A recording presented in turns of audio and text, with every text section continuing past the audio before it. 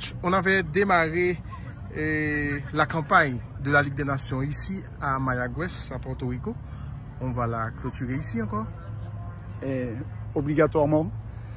Malheureusement, nous avions d'autres idées au départ, puisque nous souhaitions, ne pouvons pas recevoir Haïti, recevoir en Martinique, où la diaspora haïtienne est plutôt conséquente, et on souhaitait en faire profiter notre groupe pour une éventuelle qualification, à avoir le soutien du public. Malheureusement, les événements politiques en Martinique ne l'ont pas permis, donc on va composer, faire contre mauvaise fortune bon cœur, et puis allez, on va dire qu'on connaît les lieux, on a déjà gagné ici, donc on va essayer de faire preuve de suffisamment de caractère pour pouvoir reproduire ça. C'est un rassemblement qui se passe très bien, coach. Écoutez, il faut toujours dire pour le moment. Ah ben oui. Il se passera très bien si derrière les résultats sont positifs. J'entends par là positif, c'est surtout valider notre qualification pour nous ramener en Ligue A des Nations et puis surtout pour une formidable Gold Cup qui aura lieu au mois de juin aux États-Unis. Donc c'est tout l'enjeu de ce stage. Pour ça, il vous manque seulement un point.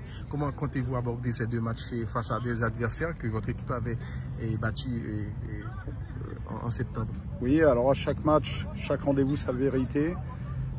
Nous, on va essayer de remporter déjà ce premier match contre Saint-Martin, ce qui sera synonyme de qualification. On sera toujours à temps de voir dans les 5 dernières minutes, suivant l'évolution du score, la conduite à tenir. Mais l'idée est toujours, quel que soit l'adversaire, que ce soit même une très belle nation mondiale, quand on rentre sur le terrain, c'est d'essayer de remporter le match. Vous avez convoqué 23 joueurs et 20 sont ici. Qu'en est-il des 3 autres? Oui, malheureusement, quelques contraintes et de blessures et administratives.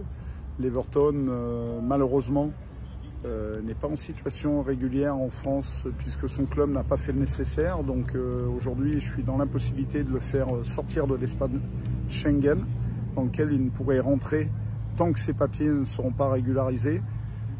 On avait espoir que ce soit régularisé mardi et la fédération avait pris ses dispositions pour qu'il puisse voler mercredi. Malheureusement, ce ne sera pas le cas. Quant à Ménard et Séance, ils se sont blessés dimanche en dernière minute. Donc on a pris le parti de rester avec un groupe restreint pour jouer ces 2 matchs. Ça. Et vous pouvez nous expliquer Par rapport à ça, j'ai une explication aussi.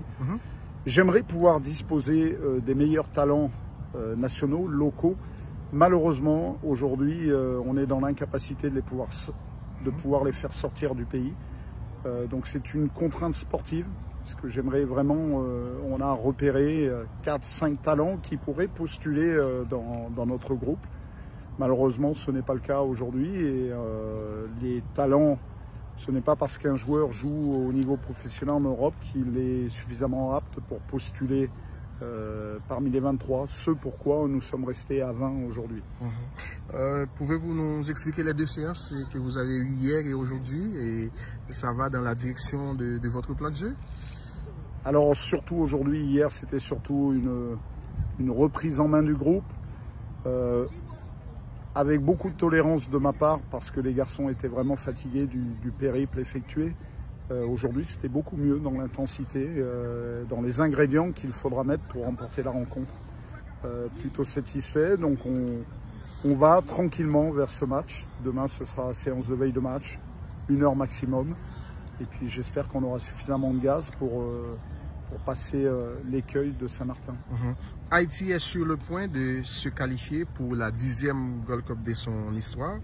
Et c'est sur votre direction et votre staff. Et là, on est dans l'optique de garder notre invincibilité. Votre équipe n'est pas encore battue jusqu'à présent. C'est l'idée. Quand on a remporté notre première victoire ensemble contre Sainte-Lucie, ça faisait 13 mois que l'équipe nationale n'avait pas remporté une victoire, donc il ne faut pas galvauder ça, négliger ça. C'est ce que j'ai dit aux garçons, on est à 6 victoires consécutives.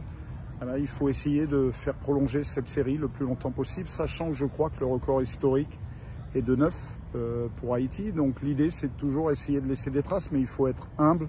Pour l'instant, la première idée ça serait de passer l'année 2004 invaincu. 2024, pardon. Oui, j'ai un peu de retard, mais 2024. Et voilà, c'est le défi que j'ai mis aux garçons Quels que soient les adversaires rencontrés, il faut les gagner, les matchs. Donc c'est remettre Haïti sur la scène continentale bien en place et puis commencer à ce que les adversaires s'inquiètent de pouvoir nous rencontrer. Donc c'est le défi qu'ils ont entre les mains, qu'on finisse cette année invaincus. Coach, s'il y a une chose que vous devriez changer dans votre équipe, ce serait quoi? Changer. Il y a toujours des améliorations à apporter, pas forcément changer. Je suis très content du groupe que j'ai à disposition. Maintenant, comme depuis le départ, j'aime bien le stimuler en permanence. Donc personne n'a l'assurance de pouvoir faire partie de ce groupe ad vitam aeternam. C'est essayer à chaque fois d'instaurer une concurrence saine au sein du groupe et puis de leur reproposer des défis. Comme je vous l'ai dit, là le premier c'est de se qualifier, ensuite c'est de garder notre série d'invincibilité et puis j'espère qu'il y en aura d'autres derrière. Et surtout donner du sourire au peuple haïtien qui est en pleine difficulté. C'est dans les 3 objectifs concernant la qualification. Le premier que je leur ai donné ce matin dans la réunion d'ouverture de stage, c'était qu'enfin on puisse parler d'Haïti avec des choses positives et redonner un peu de plaisir au peuple haïtien. On sait qu'il souffle, les derniers jours l'ont encore démontré sur la scène médiatique. Voilà, j'espère qu'au mois de juin on pourra parler de choses très positives et renvoyer une superbe image d'Haïti, enfin. Donc les garçons en sont conscients et c'est tout l'enjeu de cette qualification. Merci beaucoup, coach, et bonne chance. Merci.